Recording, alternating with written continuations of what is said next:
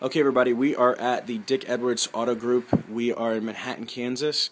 JR's the internet director, and what we're doing here, this is interesting, is we are doing notes on AIS. So basically, can you share how long have you been typing notes here this morning?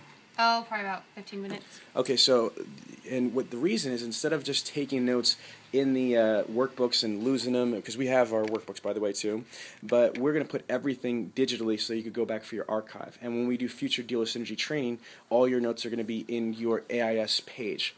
Okay, so now, we've been talking about basics, but I'm going to turn this into here. Take over. Okay. Okay, now, Sean B. Bradley. Okay, we're going to talk about your value package proposition. What I was just explaining to the team right here, and this is very, very important, is that the average internet prospect, let's just go through a quick snapshot of the profiles. This is going to recap everything we just spoke about. About 92 to 99% of people go online before they step foot into the dealership. 92% is non-highline, 99 is highline. So almost every single person that walks into the car dealership has done some form of research online. Next thing is that the average buying cycle is between 45 and 90 days. It's broken down into 3 segments. The first time is 90 days out is the manufacturer websites. 45 to 55 days is the third-party provider sites. And then if they're 30 days or less, they're going to geo-target their search through search engines or directly to the dealership's website. Now, here's where it gets interesting. The average prospect is spending 11 hours or more online doing some form of research. Now, here's the thing that I'm going to kind of jump into right now. The average internet prospect is searching 5 to 8 other dealerships or 5 to 8 other websites. I'll give you an example. We're at one of the many franchises that Dick Edwards owns is Ford.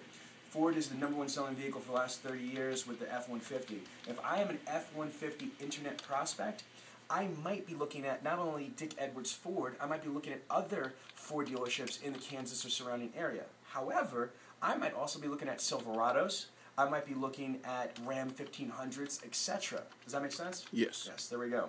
So now, here's the thing that I want my team to really understand. I want you to clearly differentiate yourself from the competition. It is very, very important that you're clearly able to articulate what is better and different than anybody else that you do here. For example, I just spoke with Mr. Dick Edwards, and he was really proud that that you guys do car washes. Can you please share, what did you just say about how everybody's excited about that? Oh, all of our service customers come in and they love coming here because we wash their car when it's done being serviced. Okay. And people come here for that reason. And you said that you've heard that for what, over 2.5 years. 2.5 years. But here's the thing, it's like that. It's so funny. I used an example with Dick before. Is that you ever heard that phrase? That philosophical question: if a tree falls in the woods and no one's there, does it make noise? The one argument is that, duh, of course it does. It's a tree. And the other argument is, well, how do you know? If you're not there to hear it, how do you know the tree makes any sounds? You know what a New Yorker says? Who gives a shit? I mean, that's it. If I'm not there, then I really don't care. That's my point. The translation is this, is that if your people don't know what you do, I mean, it's irrelevant to them. They only know what they know, okay? And I don't want to get confusing here, but what I'm saying is, if they don't know that you do this, this, this, this, and this, how in the world can they make an educated decision to do business with you? And this is something that's very, very important. I see so many dealerships out there that do not. For whatever reason, they do not turn around and explain their value package. I've got dealers that do the following. I've got dealerships currently I got multiple dealerships that are one-price stores. That they're no commission salespeople. I've got dealerships that literally have bottom line pricing. They have price protection guarantees. They'll exchange vehicles. They'll take back cars. I have dealers that do off-site deliveries. I've got dealerships that pick up, prospects like Avis or Enterprise Rental Car. Mm-hmm. And think about it. If a rental car is going to turn around and pick you up just to rent a car for $100, $200 a day, or whatever it is, I mean, we're not going to go pick up a prospect that's going to buy the second largest item ever in their lifetime. Why not? Mm-hmm. Concierge service, the car washes, the tire, the tires for life. I mean, these are all things. Now, here's the thing that I want you to take to Dick. I want you to study this video, JR, okay? And I want you guys to study. Begin with the end result in mind. Start playing chess, not checkers. The top 5 reasons why people are going online are what? Out loud. Price. Availability. Come on. Convenience. Convenience. Research. Research and I hate car shop. salesman. Yeah. Or I'm looking for a different way to do business. So it's price, availability, convenience, a car salesman, and research. So you should create a value package that caters to those things. You should, if you have a price shopper, you should turn around and have, a bunch of different things for price-conscious people or people that want free stuff. Like what? Free delivery to your home or office. You know what I mean? Free pickup.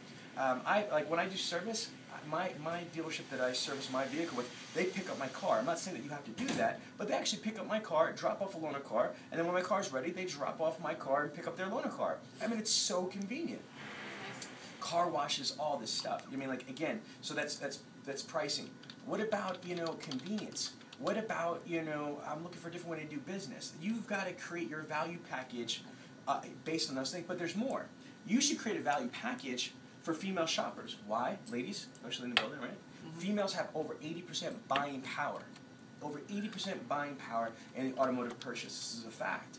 So, but some females feel uncomfortable or awkward in buying a vehicle. So you should create an environment that this is a female-friendly dealer group. This is a female-friendly, and there's females that are in different various positions at the dealership. So boom. You could also have a whole program for people that are out-of-state buyers. You've got a tremendous amount of used cars. You will be selling a lot of cars out of state. So think about this. Why should somebody turn around and buy a vehicle from here if they're out of state? Well, if you had a program, I work with a dealership in the Chicago area that they actually set up a program and they had it on their website that says, if you're out of state buyers, click here. They made it real. It wasn't just vapor. And it says you have two choices. If you see a vehicle that you like, we could actually deliver the vehicle free of charge to your home or office. We could ship it to you. Or, we're in beautiful, Naperville, Illinois. How about this? We could have a limousine pick you up at the airport. You could stay. We have a contract with this beautiful hotel right here. And you can make it like a little mini trip, a day trip, or overnight trip. Does that make sense? What about senior citizens? I'm not kidding here. Why do they have Senior Wednesdays at the movies? Why not? You should make it if somebody's a senior citizen. And if a senior citizen, you know what? I could never buy a vehicle anywhere else because they at Dick Orders have the most incredible program for somebody that's a senior citizen who wants to buy a vehicle. What about military, law enforcement? You should have a special program for it. What about first-time buyers? What about people that got bad credit, no credit? There's so many different things. You need to have a value package. Now, here, this is the tricky part.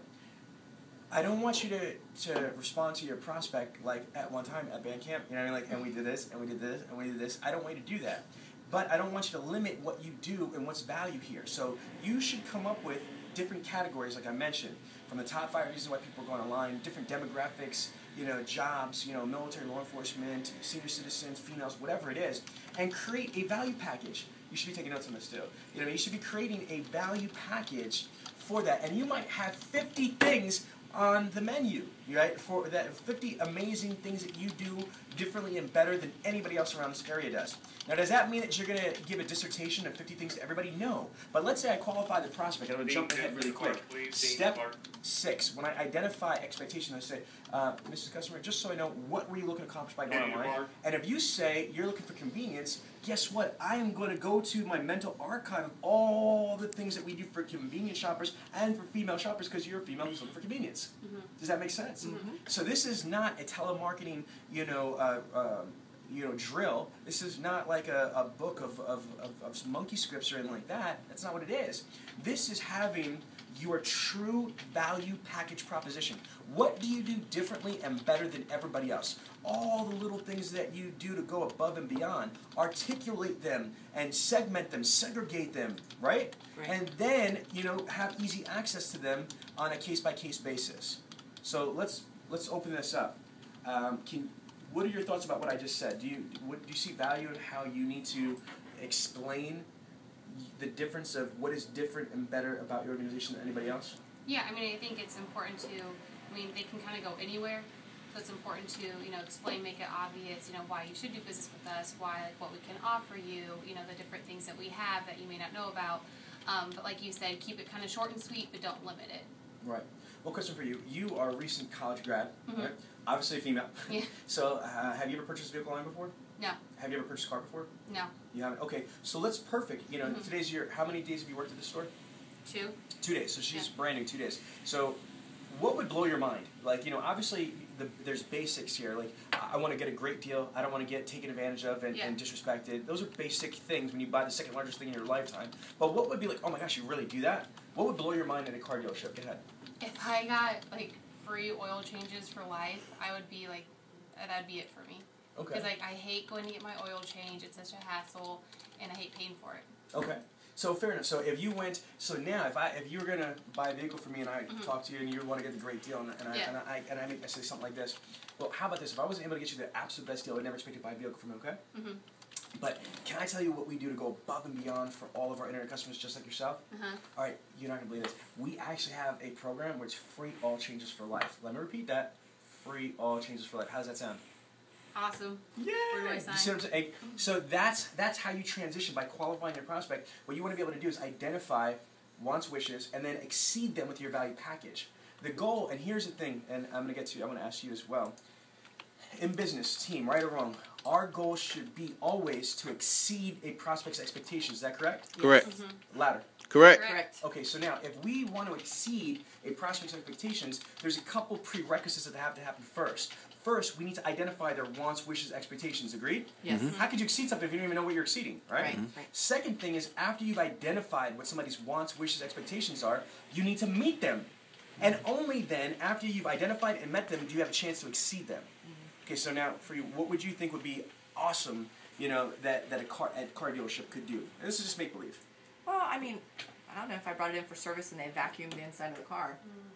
There you go. No, That seriously, would be I've got awesome. three. Back in Listen, the to me, car. I got 3 kids, you know, and it drives me crazy. I drop money on a detail, full blown detail, and then my 4.5-year-old, he throws his Skylander toys and you know the French fries all over there. So yeah, I mean that's something I didn't expect. That when I bring my car into service, not only do they just wash the outside, but they just take 5 extra minutes or 10 minutes to just vacuum the inside. That is going above and beyond, and that's the difference. It's the little details.